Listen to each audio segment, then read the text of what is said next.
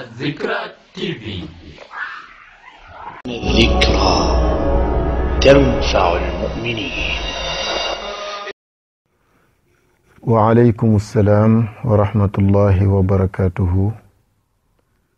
jërëjëf Sëriñ Daara Omar Cissé ca Mbuur ci laaj bu am solo boobu mu fi yónnee. mu ne waa ji dafa fase soxnaam lu mat fukki yoon mbaa lu ko jege te terewut ba tey rek muy soxna woo soxna sax sukkandiku ci ne lim bu bari boobu mu ko fase yëpp benn yoon rek la ci soxna si mos a dem seen kër li ci des yëpp bu ko fasee du génn kër ga.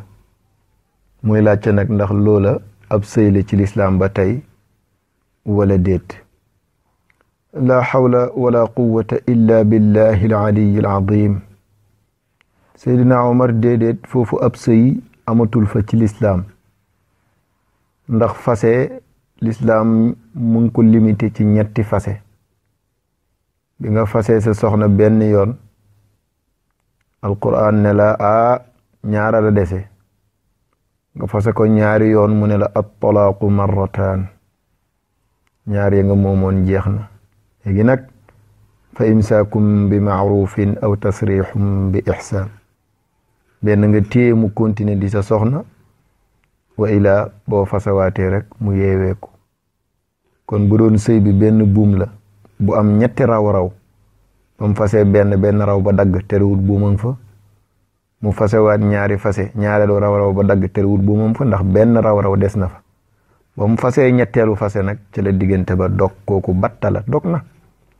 waxuma la arrangé yooyu mais takkaat sax mënul koo régler tant que mu dem sëyeli beneen góor ba yeeweeku ci sëy booba nga door a sañ a dem takkaat ko. tabarakallahu loolu la alquran jàngale.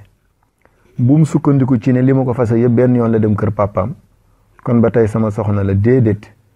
aada kay moo fi indi koo fase ne ko buubal say bagage yóbbu wala koo fase ay mbokkam ñëw roñ ay bagage am yóbbu waaye du lislaam li mu digle woon mooy jigéen ji buñ ko fase moo xam ne fase moo ko mën a faylee la te mooy faseem sunna na toog ci kër jëkkëram jàppee fa yeddaam ba yedda ja mat muy door a sañ a génn dem fa nga xam ne moo di kër ay waajuram wala fu ko soob.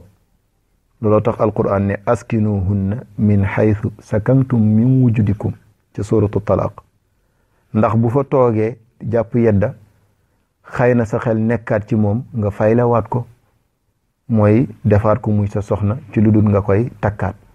moo waral mu ne laa tadri la'alla allaha yuhdithu ba'da dhalika amran man naa am bu fa toogee jàpp yeddaam sa xel nekkaat ci moom nga defaat ko muy sa soxna te boo ko fasee ne ko buubal say bagage yóbbu sa kër baay wala ay mbokkam ñëw jël ay bagage am yóbbu soo ko bëggaatee fitna mooy am coono bu rëy. gis nga bañ wàccee yoon woowu rek coono bi nga xam ne moom ngay gis nit ñi di ca daj.